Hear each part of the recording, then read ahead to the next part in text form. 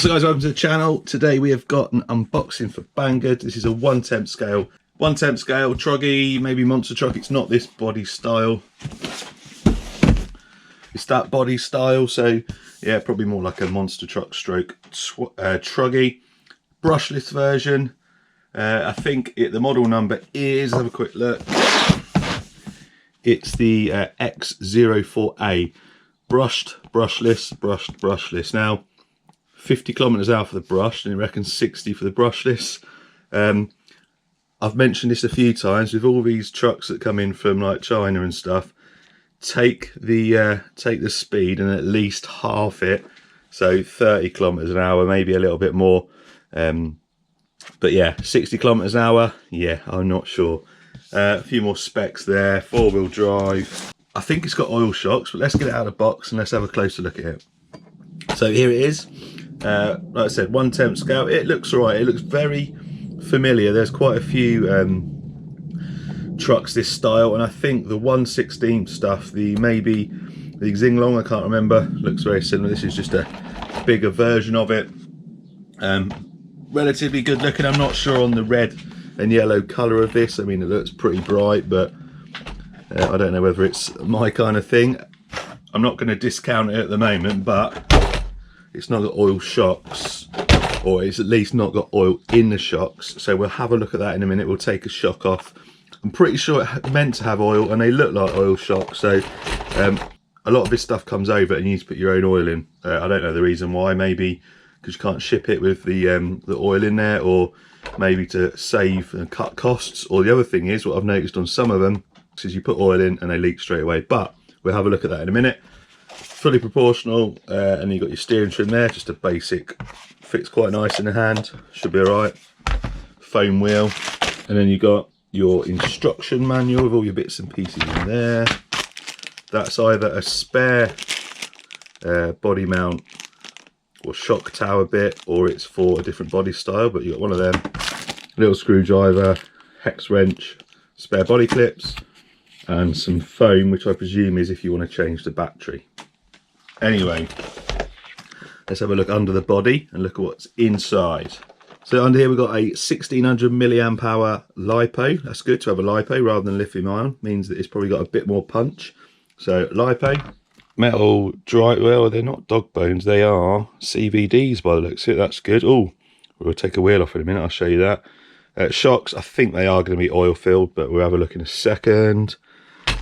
Looks like there's a metal steering bracket there. It's good to see.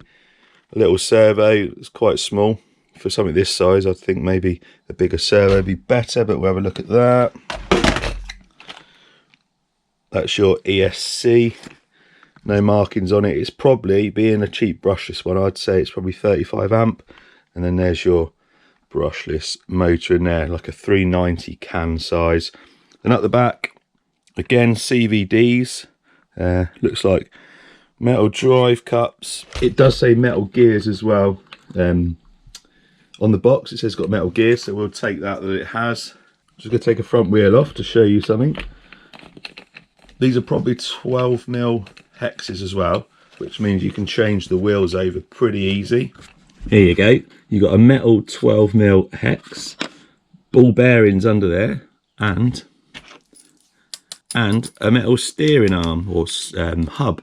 Now that's a good thing, but I have found on some of these Chinese stuff that have got metal bits, it's not the best quality metal, and it may break in time, but it's still, I think, a good thing. Bearings and metal on it. You don't often get that on this cheap stuff. And obviously you've got your little metal steering bracket in there. You've also got looks like a metal bracket up the front here as well. So does look like they put a little bit of thought into this one. Wheels off. We'll take a shock off. We'll see if it should be oil filled, which I think it is, and we'll put some oil in them. The truth.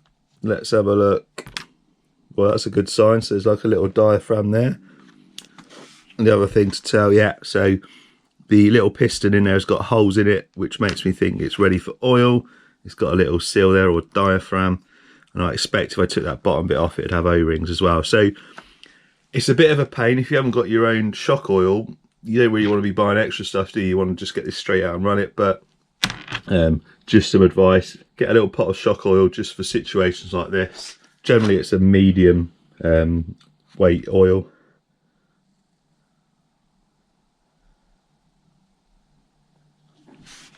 When you fill shocks up with oil, it's always worth as well, just slowly push the piston all the way to the top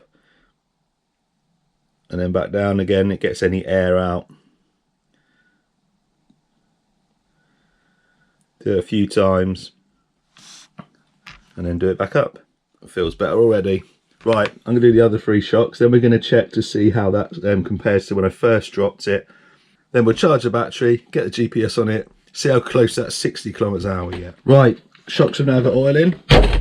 Much better. It probably could do with a bit of a thicker shock oil in there, but it's definitely, before that was really bouncy, whereas now it's actually doing a little bit of work. So I'd recommend maybe going for a slightly thicker shock oil in there, or I mean, you can't, there's no clips to adjust the springs on there, but you could probably fit some, you know, Tamiya ones or generic little clips to make the springs a bit stronger. But anyway, shock oil in, batteries charged and in. I didn't show you underneath, so the chassis, you've got a little, it's got a bit of a film over, you've got a little alloy plate there to protect the bulkhead or that front half, which is a weak spot on a lot of these trucks.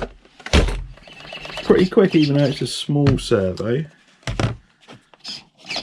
I mean, it feels pretty strong as well. And then throttle.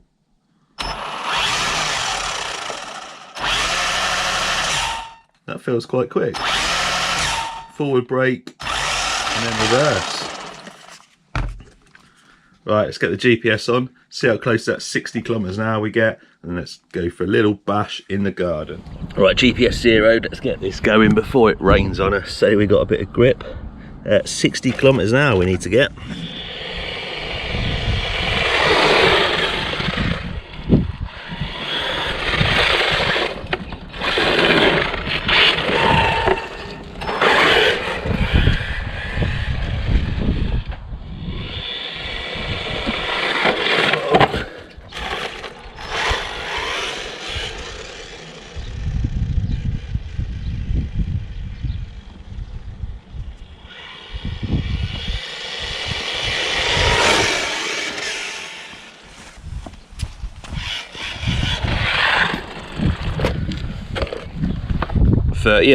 So 38 kilometers an hour, not that 60. What did I say? I said when I said look at the speed and do about half, I wasn't far off. 38 kilometers an hour is not a bad speed. Just be nice if they actually tested it and wrote it on there. But anyway, let's see how it jumps and see how it goes in the garden. It's got loads of grip. Whoa, needs a wheelie bar.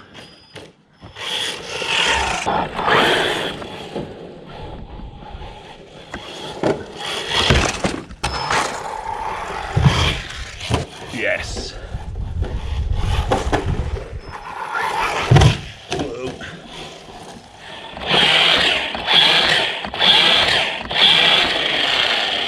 Nope.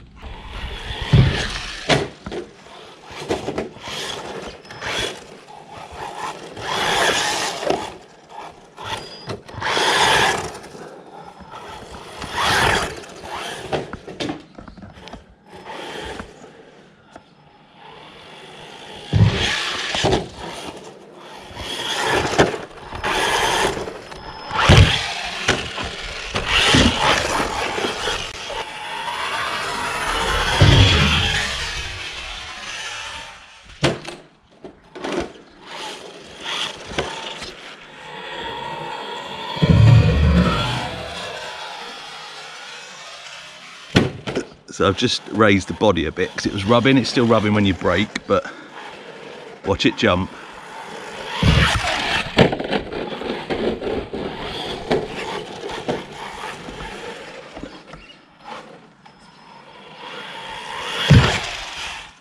Nice. Handles well in the air as well with the brakes.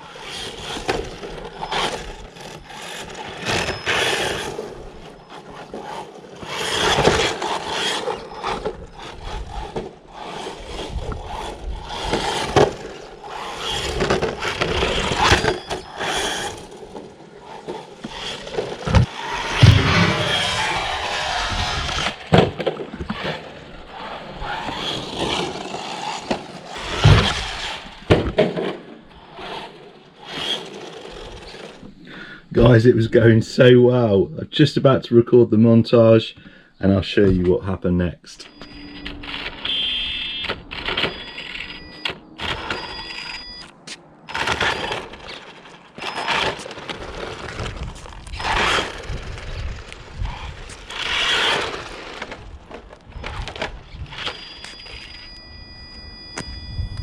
So as you can see, it's struggling. I don't know what's up with it. It's as if the motor can't get enough power, like it's cogging. It just can't go, and it got worse and worse as we went on. I got a little bit of a montage that I'm going to stick on at the end, but with no load on it, it's fine. As soon as you put any kind of load on it, the motor can't do it. And I think my theory is, I think the ESC in the motor, or at least the gearing on this, is too high for this thing to go. It's either that or there's an issue with the electronics, I don't know. While we're here as well, we'll do the summary. The oil shocks, unfortunately, there's loads of oil coming out of them. So now, you can see we're back to, there's probably a little bit of oil in them, but we're back to pretty bouncy suspension. It was going so well, good speed. It looked like it had some decent parts on it. It's brushless, it's got a Lipo, it's got the you know, the 12mm hexes, the metal. It might just be a case of the electronics, but still, if you're buying something ready to run out of the box, you should be able to plug it in, stick the battery in and go. And I think that this is probably going to go in my list of stuff that unfortunately has not fared well. And it might be a one-off. They might be fine, it might be mine. I'm going to have a look at I'll take it apart, have a look at the gearing, but as far as recommending it, I don't think I can, due to it having problems. And that was literally straight out of the box. So if you buy one, 2-3 weeks time, you might have the same issue. Anyway, cheers for watching. I'm going to stick the montage on now, even though I didn't get much of it. I'm going to clean the oil up off my hands. I'm going to take the motor cover off and look under there. The motor and the ESC, well, the motor is really hot as well, so that again tells me it's too much load on it. Anyway, cheers for watching. See you next time.